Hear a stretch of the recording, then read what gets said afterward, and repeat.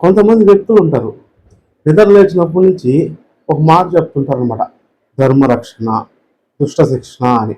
మళ్ళీ ఇంకో మాట కూడా చెప్తారు, ఏంటంటే దేశభక్తి అని. ఆ దేశభక్తి గురించి గంటలు గంటలు డిబేట్లు ఇస్తుంటారనమాట. ధర్మరక్షణ గురించి గంటలు గంటలు డిబేట్లు ఇస్తుంటారనమాట.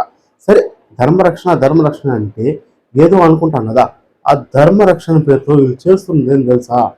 దాడులు చేయడం, కనిపించిన కొట్టడం, నచ్చనోడిని పచ్చి బూతులు తిట్టడం, ఇతర మతస్థుల పట్ల అనుచిత వ్యాఖ్యలు చేయడం, వాళ్ళు ఆరాధించే దేవులని పచ్చి బూతులు తిట్టడం, వాళ్ళని పచ్చి బూతులు తిట్టడం, చర్చుల్ని కోల్చడం, క్రైస్తవులపైన దాడులు చేయడం, ఇవే అనమాట వాళ్ళు చేసే ధర్మరక్షణ పేరుతో. వీళ్ళు చేసే అన్ని అరాచకాలకి ఒకదాన్ని అడ్డం పెట్టుకుంటారు, దాని పేరే ధర్మం. ఆ ధర్మం పేరుని అడ్డం పెట్టుకొని వీళ్ళు చేసే అరాచకాలని ఎవరైనా ప్రశ్నిస్తే చాలు, కొన్ని మంది ఉంటారనమాట, కొన్ని వర్గాల ప్రజలు, వాళ్ళందరూ ఏంటంటే ఏ పనులు చేస్తుంటారు ధర్మరక్షణ పేరుతో? వాళ్ళ సొంత లాభాల కోసం, ఎవరో ఇచ్చే చిల్లర డబ్బుల కోసం, ఆర్థిక ప్రయోజనాల కోసం ఒక మతాన్ని అడ్డం పెట్టుకుంటారనమాట, ఒక ధర్మాన్ని అడ్డం పెట్టుకుంటారనమాట, దేవుళ్ళని అడ్డం పెట్టుకుంటారనమాట. వీళ్ళు చేసే అరాచకాలను కానీ, వీళ్ళు చేసే అన్యాయాన్ని కానీ ఎవరైనా పొరపాటున ప్రశ్నిస్తే, ఇలా చెప్పాను కదా ధర్మరక్షకులు అని, అట్ట కొంతమంది ఉన్నారు. కేవలం ఆర్థిక ప్రయోజనాల కోసం జనాల దృష్టిని పక్కద్రోవ పట్టిస్తూ, ధర్మం పేరు చెప్పుకుంటూ, దేవుడి పేరు చెప్పుకుంటూ, మతం పేరు చెప్పుకుంటూ విధ్వంసాలు సృష్టిస్తూ, మత విద్వేషాలు పెంచుతున్న ఆ ఫలానా ధర్మరక్షకులు అందరూ కలిసిపోయి ఐకమత్యంగా మూకుమ్మడిగా దాడి చేస్తారనమాట ప్రశ్నించిన వ్యక్తులపైన, ధర్మాన్ని మతాన్ని అడ్డం పెట్టుకొని.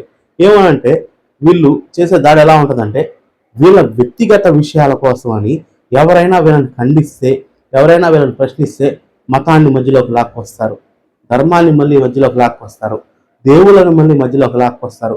దేవుళ్ళ పైన జరుగుతున్న దాడి, మతం పైన జరుగుతున్న దాడి, ధర్మం పైన జరుగుతున్న దాడి అని ప్రజల దృష్టిని పక్కదోవ పట్టించేసి మత విద్వేషాలు సృష్టిస్తారనమాట వీళ్ళని ఎవరైనా ప్రశ్నిస్తే. అదేంటంటే ముందు జాగ్రత్త, వీళ్ళు చేసే అరాచకాలని ఎవరు ప్రశ్నించకూడదని ఒక విక్టిమ్ కార్డు వాడతారనమాట. ఇప్పుడు ఈ వీడియో నేను ఎందుకు చేస్తున్నానంటే, ఒక ధర్మరక్షకుడిని పరిచయం చేయడానికి మీకు.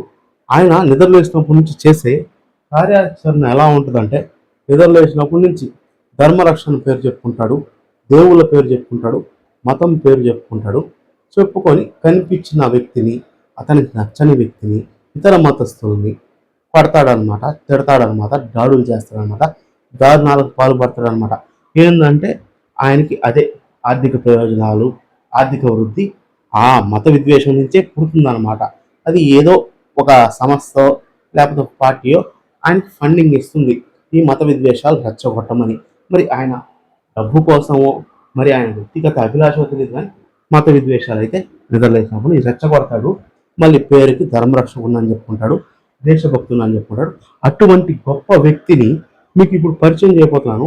ఆ గొప్ప వ్యక్తి చేసిన ధర్మరక్షణకి ఒక చిన్న ఎగ్జాంపుల్, ఆయన ధర్మరక్షణ ఏ విధంగా ఉంటుందో, ఆయన విజన్ ఏ విధంగా ఉంటుందో చూడండి ఒకసారి. నాకు చాలా భయం ఉంది. ఏం భయం అంటే, నేను నా జీవితం ముగించేలోపు, నేను పోయేలోపు ఈ దేశంలో ఒక్క చర్చ్ అయినా మిగిలిపోద్దేమో అని భయం ఉంది నాకు.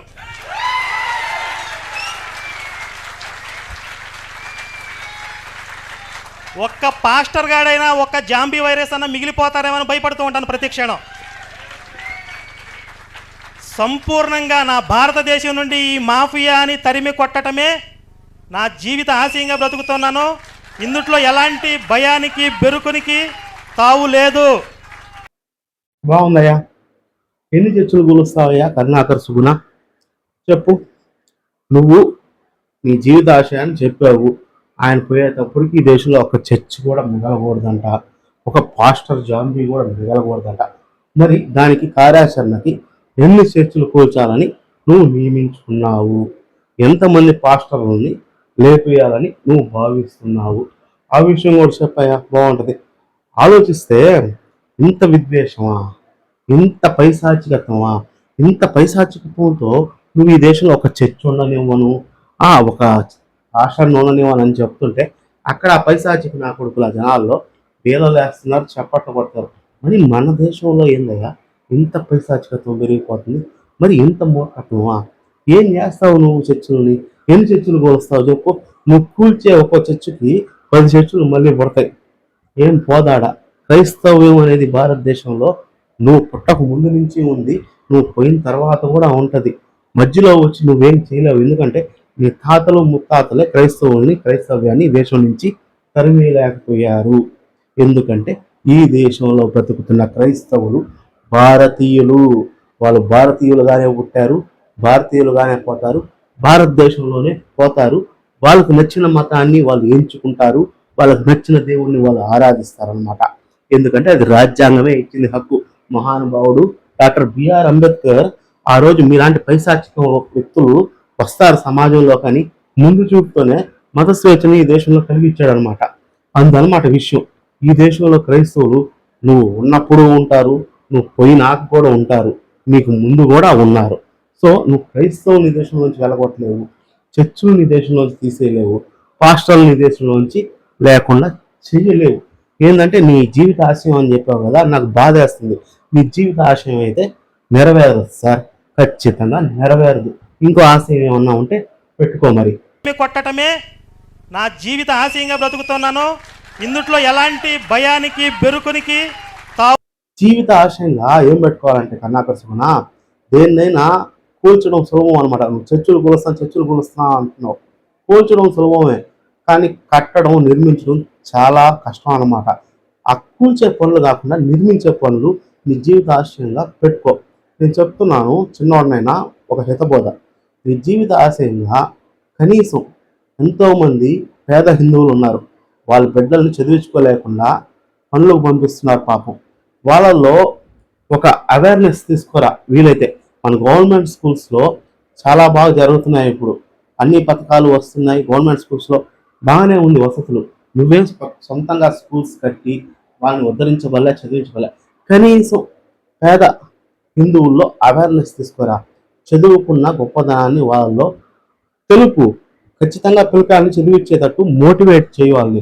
కనీసం ఆ పని చేయి, అప్పుడైనా హిందువుల్లో అక్షర శాతం పెరుగుతుందన్నమాట.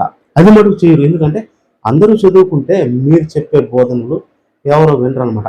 అందరూ చదువుకుంటే ఏంటంటే చదువుకున్న వాళ్ళకి కొంచెం వివేచన అనేది ఎక్కువ ఉంటుంది, బోధనలు మీరు చెప్పే పిచ్చి మాటలు నమ్మరన్నమాట. సో ఆ పని మటుకు చేయరు.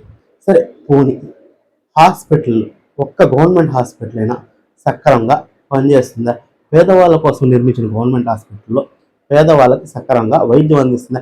మీకున్న ఇన్ఫ్లుయెన్స్తో, మీకున్న ఫాలోయింగ్తో కనీసం ఆ గవర్నమెంట్ హాస్పిటల్కి పేద ప్రజలు వెళ్తున్నప్పుడు అక్కడ వసతులు సక్రమంగా అందేటట్టు ఏదైనా చేయొచ్చు కదా. అది కదా కావాలి మన దేశ ప్రజలకి, అది కదా ముఖ్యం.